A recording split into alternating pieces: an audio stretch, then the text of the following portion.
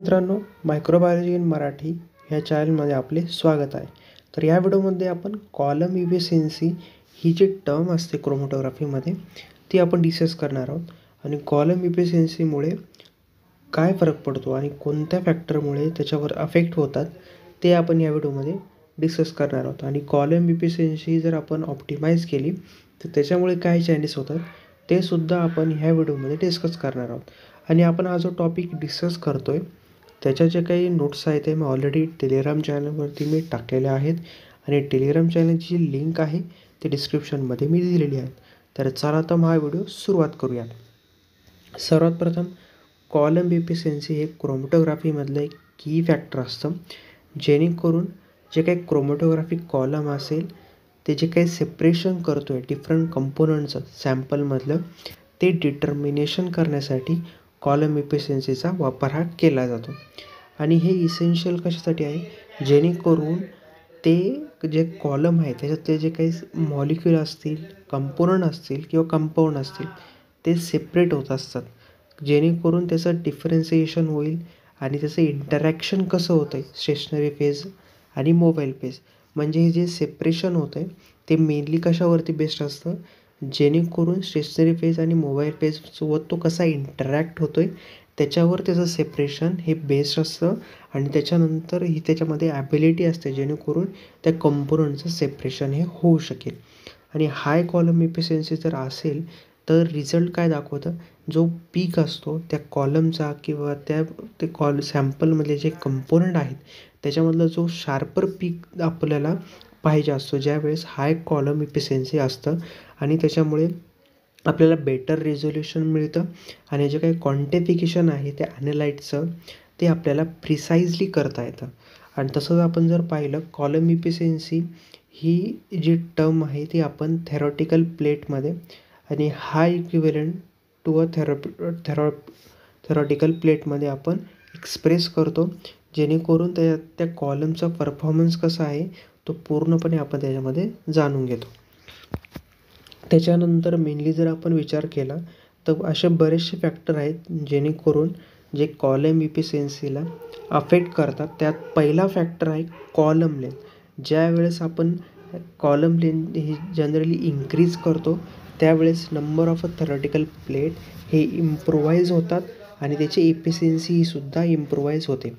आणि ज्या वेळेस आपण आणि त्याचं ॲनालिसिस टाईमसुद्धा आपण इन्क्रीज करतो आहे. पण काही वेळेस काय होतं, काही सर्टन पॉईंटला जी काही लेंथ असेल ती इम्प्रोवाईज करण्यासाठी किंवा सिग्निफिकंट इम्प्रूव्हमेंट त्याच्यामध्ये आपण करतो आहे. पण काही वेळेस काय होतं, जास्त जर लेंथ ठेवली तर मग कॉलमची त्याच्यामुळे सुद्धा त्याच्यावरती जे काही स्टेशनरी फेजसोबत तो इंटरॅक्ट होतो, कारण की ते इंटरॅक्शनवरती बेस्ड आहे ही कॉलम इफिशियन्सी टर्म. तर ज्यामुळे जास्त लेंथ असल्यावरती त्याचे जे काही इम्प्रूव्हमेंट आपण जे करतो आहे ते सिग्निफिकंटली आपल्याला मिळत नाही. त्याच्यानंतर दुसरा जो काही आहे particle size of the stationary phase. आणि स्मॉलर पार्टिकल असेल स्टेशनरी फेजमध्ये जे की लार्जर सरफेस एरिया क्रिएट करत असतात, त्याच्यामुळे त्याचं इंटरॅक्शन हे त्या ॲनालाइटसोबत ते सेपरेशन करायला मदत करत असतं. आणि ज्या वेळेस हे जे काय आपण HETP रिड्यूस करतो, जेणेकरून number of a theoretical plate हे इन्क्रीज होतात. आणि त्याच्यामुळे स्मॉलर पार्टिकल जे काय आहे ते बॅक प्रेशर देतात जास्त प्रमाणात.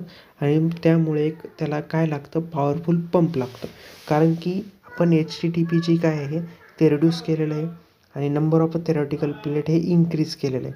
त्याच्यामुळे जे स्मॉलर पार्टिकलला हे बॅक प्रेशर देण्यासाठी याच्यामध्ये पॉवरफुल पंपचा सुद्धा गरज लागतं ज्या वेळेस स्मॉलर पार्टिकल असतील त्यावेळेस. Flow rate of the mobile phase.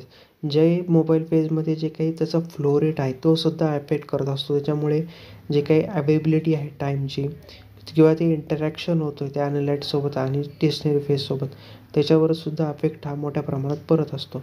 ज्या वेळेस फ्लो रेट हा हाय असतो त्याच्यावेळेस इन्सिफिशियंट टाईम जे काय आहे सेपरेशनचा leading to the lower efficiency. आणि याच्यामुळे आपली जी काही इफिशियन्सी आहे ती लोअर मिळते, कमी प्रमाणात मिळते. आणि ज्या वेळेस जी काही फ्लो रेट आहे तो जर आपण कमी केला तर त्याच्यामुळे जे काही इफिशियन्सी आहे ती इम्प्रूव्हाइज होण्यामध्ये मदत होत असते. आणि जर आपण पाहिलं viscosity of the mobile phase हे पुढचं फॅक्टर आहे. याच्यामध्ये जर हायर विस्कॉसिटी जर ठेवली त्याच्यामुळे मोबाईल फेजमध्ये स्लोअर फ्लो रेट आपल्याला पाहायला मिळतो आणि which can improvise the resolution. त्याच्यामुळे रेझोल्युशन इम्प्रोवाइज व्हायला मदत होते आणि टाईमली आणि पोटेन्शियली जे काय हाय बॅक प्रेशर आहे ते एक्सपेन्स व्हायला मदत होते. तसंच जर आपण पाहिलं टेम्परेचरचा जर विचार केला, ज्यावेळेस आपण टिपिकली जे विस्कॉसिटी रिड्यूस झालेलं आहे आणि हायर टेम्परेचर प्रोव्हाइड केले त्यामुळे ते डिफ्युजन आहे ॲनालाइटचं मोबाईल फेजमध्ये ते इन्क्रीज होतं आणि त्याची जी काही इफिशियन्सी ती इन्हॅन्स व्हायला मदत होते. पण ज्यावेळेस एक्सेसिव्ह अमाऊंटमध्ये जे काही टेम्परेचर आहे त्याच्यामुळे काय होतं थर्मल डिग्रेडेशनसुद्धा त्या कंपाऊंडचं जे काही काय असतं ते कंपाऊंड असतात ते काही कंपाऊंड हे थर्मल स्टेबल पण असतात आणि काही कंपोनंट आहे ते थर्मल अनस्टेबल पण असतात. त्याच्यामुळे थर्मल बायोडिग्रेडेशन किंवा डिग्रेडेशनसुद्धा त्याच्यामुळे होऊ शकतं आणि जे कंपाऊंड आहे ते पूर्णपणे नष्ट होऊ शकतात. त्यामुळे टेम्परेचरसुद्धा त्याच्यावरती अफेक्ट हे करत असतं. आणि जर मोबाईल फेजचा जर विचार केला, ज्यावेळेस आपण पोलॅरिटी आहे मोबाईल फेजची त्याच्यावरती काय इफेक्ट होतो रिटेन्शन टाईम, तसं जे काही डिफरंट कंपाऊंडचं जे काही सेपरेशन आहे त्याचा टाईम आहे तो वाढत असतो. तसंच जर आपण पाहिलं रिव्हर्स फेज जे काही क्रोमॅटोग्राफी आहे त्याच्यामध्ये सॉल्व्हंट जे काही आहे ते अफेक्ट होतं कारण की डिफरंट कंपोनंट हे स्टेशनरी फेजमध्ये इंटरॅक्ट होत असतात आणि त्याची पोलॅरिटी जी आहे सॉल्व्हंटची ते अफेक्ट करते. आणि स्टेशनरी फेज जर च्या प्रॉपर्टी जर पाहिल्या ते मेनली कशावरती डिपेंड असतं त्याच्या साईजवरती, टाईपवरती, त्याची काही सरफेस केमिस्ट्री आहे. तसंच स्टेशनरी फेजचं जे काही डायरेक्टली जे काही सेपरेशन प्रोसेसवरती अफेक्ट करत असतं. ज्यावेळेस स्टेशनरी फेज हे इन्हान्समेंट आपण करतो त्याची सिलेक्टिव्हिटी किंवा इफिशियन्सी वाढवतो त्याच्यानंतरच आपलं जे काही कंपाऊंड आहे ते मिक्सचरमधले ते बेटर सेपरेशन आपण होऊ शकतं. तर असे काही जे काही फॅक्टर आहेत त्याच्यामुळे जे काही कॉलम इफिशियन्सीवरती जे काही परिणाम आहे किंवा इफेक्ट वगैरे आहे तो पडत असतो. तसंच जर आपण ह्या ज्या गोष्टी त्या ऑप्टिमाइज जर केल्या, ऑप्टिमायझेशन घडून आणलं कॉलम इफिशियन्सीमध्ये तर काय चेंजेस होऊ शकतात. जर जे काही लॉंगर कॉलम आहे स्मॉलर पार्टिकल्स असते स्टेशनरी फेजमध्ये त्याची जी काही इफिशियन्सी ती आपण इन्क्रीज करू शकतो. पण जास्त पण लॉंगर जे काही कॉलम आहे ते ठेवायचे नाही स्मॉलर पार्टिकलला किंवा ते काय होतील स्टेशनरी फेजसोबत डायरेक्ट त्याच्यामुळे जसं रेट आहे तो कमी होऊन जातो. त्यामुळे जे काही लॉंगर कॉलम आहे ते आपण मिनिमम याच्यामध्ये ठेवायचे जेणेकरून त्याची इफिशियन्सी ही डिस्टर्ब होणार नाही. तसंच जर आपण पाहिलं मोबाईल फेजमध्ये जो काही फ्लो रेट आहे तो आपण जर ॲडजस्ट केला तर त्याच्यामुळे जे काही मिनिमाइज होणारे जे काही रिझोल्युशन आहे ते आपण कंट्रोल करू शकतो. तसंच जर आपण पाहिलं प्रॉपर टेम्परेचर हे जर दिलं मोबाईल फेज कंपोजिशनमध्ये आणि त्याच्यामुळे जे काही सेपरेशन आहे ते इन्हॅन्समेंट आपण करू शकतो. बेटर सेपरेशन आपल्याला पाहायला मिळेल आणि जो काही पीक टेलिंग होतो आहे म्हणजे शार्पर पीक आपल्याला आधी मिळत होता पण आता मिळत नाही. तर मग ज्यावेळेस आपण टेम्परेचर हे कंट्रोल केलं तर त्याच्यामुळे जो शार्पर पीक आहे तो आपल्याला मिळेल.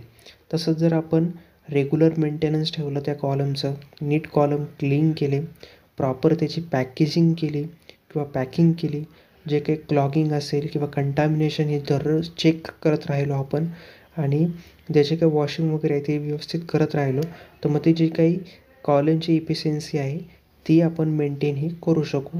अशा प्रकारे जर रेग्युलर मेंटेनन्स आपण जर केला तर त्याच्यामुळे त्याची जी इफिशियन्सी ती डे बाय डे इन्क्रीज ही होऊ शकते. तसंच जर आपण पाहिला तर मेनली हे जे काही कॉलम इफिशियन्सी आहे क्रोमॅटोग्राफीमध्ये जे की हाय क्वालिटी सेपरेशनला अचीव करत असतं जेणेकरून वेगवेगळ्या पॅरामीटरद्वारे पार्टिकल साईज असतील, फ्लो रेट असेल, कॉलमची लेंथ असेल किंवा मोबाईल फेज कंपोजिशन असेल किंवा स्टेशनरी फेज असेल तर याच्यामुळे जे काही सेपरेशन असेल त्याचं रिझोल्युशन आहे, जे काही मिनिमाइज पीक बॉर्डरिंग आहे ती आपण व्यवस्थित करू शकतो आणि ॲक्युरेट जे काही ॲनालिटिकल रिझल्ट आहे तो आपण याच्यामुळे जे काही कॉलमची इफिशियन्सी आपण जर ठेवली त्याच्यामुळे येऊ शकतो. तर या व्हिडिओमध्ये आपण कॉलम इफिशियन्सी ही जी टर्म आहे क्रोमॅटोग्राफीमध्ये ते आपण डिस्कस केलं. जर तुम्हाला माझा व्हिडिओ इन्फॉर्मेटिव्ह वाटला असेल नक्की व्हिडिओ लाईक करा आणि चॅनल सबस्क्राईब करायला विसरू नका. चला भेटूया पुढच्या व्हिडिओमध्ये.